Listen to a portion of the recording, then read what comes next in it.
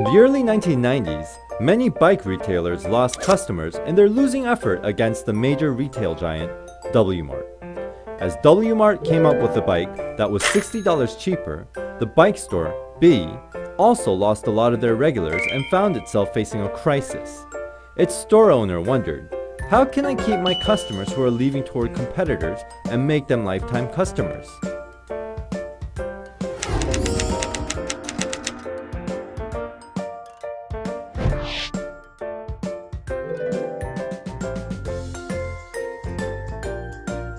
Susan Fisk, a psychology professor at Princeton University, says, companies need to be sincere about their commitment to their customers because that's the relationship that will build loyalty over the long term. In other words, in order for customers to show loyalty to the company needs to show loyalty to them first. And that's how companies which are consistently admired by their customers do their marketing. They put the interests of their customers before their own interests, build the trust, and create long-lasting relationships with their customers. Shall we take a look at a real-life example?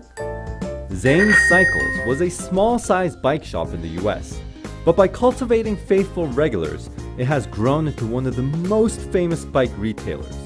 Of course, it encountered insurmountable obstacles in the process. In fact, the aforementioned scenario is the story of Zane Cycles.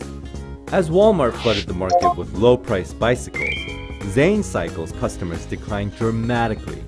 In particular, the sales in children's bikes, which accounted for more than 50% of total sales, dropped so much that Chris Zane, the owner of Zane Cycles, could not just sit back and watch. So he decided to conduct customer surveys to find out what real benefits his company could provide to his customers and create a benefit system based on the results. To do so, he first talked to customers who frequented the store and tried to get to know them. He found out that most of them were parents who were raising young children. Since children outgrew bikes so fast that they had to change to new, bigger-sized bikes every 2 to 3 years, parents were generally inclined to take the cheaper route with a child's bike. But although this was true, there was only so much that Mr. Zane could do to lower prices.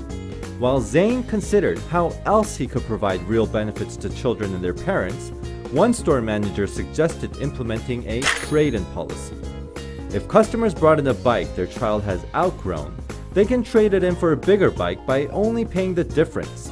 For example, if customers brought in a $129 12-inch bike, then they could purchase a $329 16-inch bike for only $200. This policy didn't seem to be profitable in the short run, yet Zane implemented anyway to provide real benefits to his customers. This was not all. To guarantee customer satisfaction, he offered a 100% refund on any bike that the customer was unsatisfied with, even if, for example, the bike was 5 years old. And he also offered lifetime service on any bike he sold in the forms of free tune-ups and repairs. And the results? Since initiating the trade-in policy, Zane Cycles experienced a whopping increase in the sales of children's bikes and also has successfully established trusting, long-term relationships with its customers, each of whose lifetime value is $12,500 in revenue and growing steadily.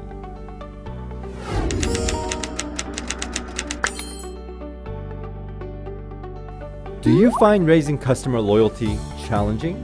Then first, find out which benefits you can give to your customers through consumer surveys, and second, implement policies and activities that benefit the customer. Through genuine loyalty displayed by your company, customers will open their hearts and become your lifetime partners.